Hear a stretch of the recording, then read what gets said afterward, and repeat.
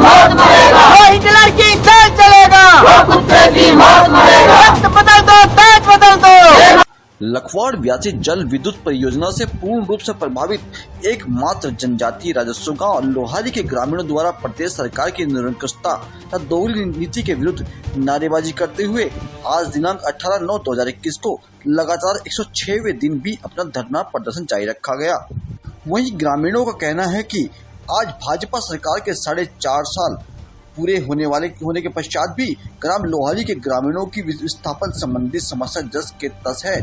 अब ग्रामीण कहते हैं कि पानी सड़क के ऊपर गुजर चुका है, जिस कारण ग्रामीणों के सब्र का बांध टूट चुका है। विवश होकर ग्रामीणों को प्रदेश सरकार के खिलाफ धरना प्रदर्शन करने को बाध्य होना पड़ा है।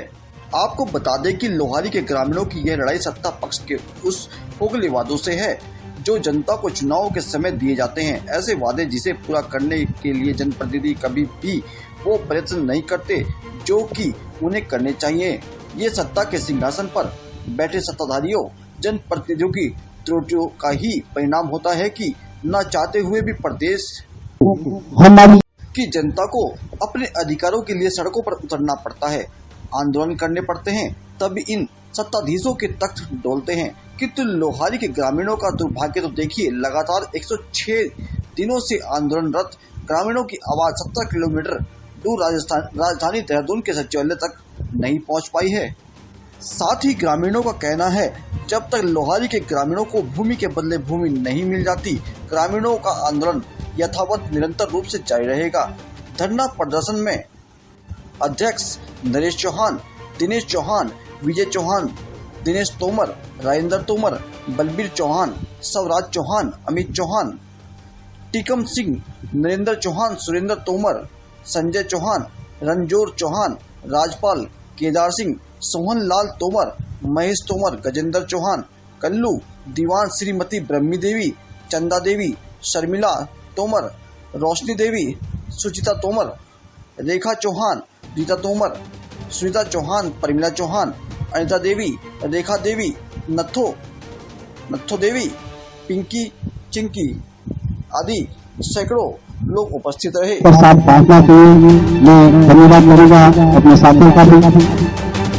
और इसके बाद मुझे लगता था कि हम लोगों को सबके साथ आना चाहिए, लेकिन कुछ खर्चे निर्णय हुए थे जिसमें नहीं आ पाए और आज उन्होंने यहाँ पे युवाओं ने अपनी उपस्थिति दी है, तो हमें भी लगा कहीं ना कहीं हमें अपना योगदान देना चाहिए, क्योंकि लोहारी गांव हमारे घर जैसा है और आपस में घर परिवार जैसी बातें चलती है और हम हर लड़ाई में और किसी भी तरीके के सहयोग में हमेशा आपके साथ खड़े रहेंगे। और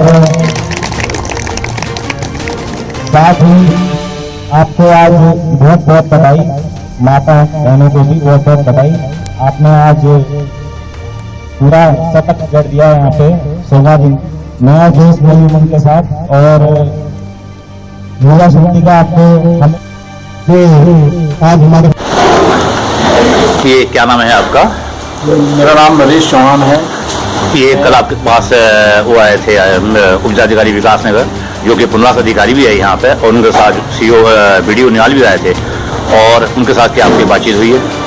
हमारी जो बातचीत हुई है, हमने कहा है कि हम इस परियोजना का विरोध नहीं कर रहे हैं। ये देश की पहली परियोजना है जिसका लोकल लोग विरोध नहीं कर रहे हैं, लेकिन हमने कहा कि परियोजना बनाओ, लेकिन परियोजना बनाने के साथ साथ हमारे समस्याओं का भी समाधान करो। और पुनर्वास अधिकारी को हमने ये पूछा, आप हमारे पुनर्वास अधिकारी, आपको भी यहाँ पोस्टिंग हुई हुई 3 साल हो गए हैं, 3 साल के अंदर आप कितने बार हमारे बीच में उपस्थित हुए हमारी समस्याओं को लेकर के, और आपने कितने बार पत्राचार करा शासन को या जिला प्रशासन को हमारे समस्याओं के निराकरण के लिए? ये सुना है आपको एक प्रस्ताव दिया है उन्होंने, तो उस प्रस्ताव पे आपने क्या कहा, उनको क्या जवाब दिया है कि भाई क्या होना चाहिए उस प्रस्ताव पे? और 3 दिन का आपको टाइम दिया है कि यदि उस प्रस्ताव पर आपको 3 दिन के अंदर विचार करना है, उसके बाद आपको आवश्यक कार्रवाई की जाएगी। उससे आपका क्या कहना है? हमारा ये कहना है कि जो उन्होंने हमें प्रस्ताव दिया है वो पूर्ववर्ती कांग्रेस सरकार के टाइम भी 2016 में आ चुका है, जो हमें तब भी मान्य नहीं था और आज भी हमें मान्य नहीं है। हमारा कहना है कि यदि आप 2013 की पुनर्वास नीति जो भारत सरकार की है उसको यहाँ लागू करने के लिए वो लोग कह रहे हैं, लेकिन उसमें जो प्राविधान है उसको भी तो लागू करो आप लोग। हमारी ये उनसे मांग है। और उन्होंने हमें कहा है कि जो हमने आपको प्रस्ताव दिया है उस पर 3 दिन तक आप विचार करके हमें बताओ, अन्यथा उसके बाद हम इस परियोजना के काम को सुचारू रूप से चलाना है और बल प्रयोग करने के लिए हमें कह रहे हैं, धमका भी रहे हैं हमें साथ साथ। हमने कहा कि धमकाने से तो हम डरेंगे नहीं, क्योंकि हम कोई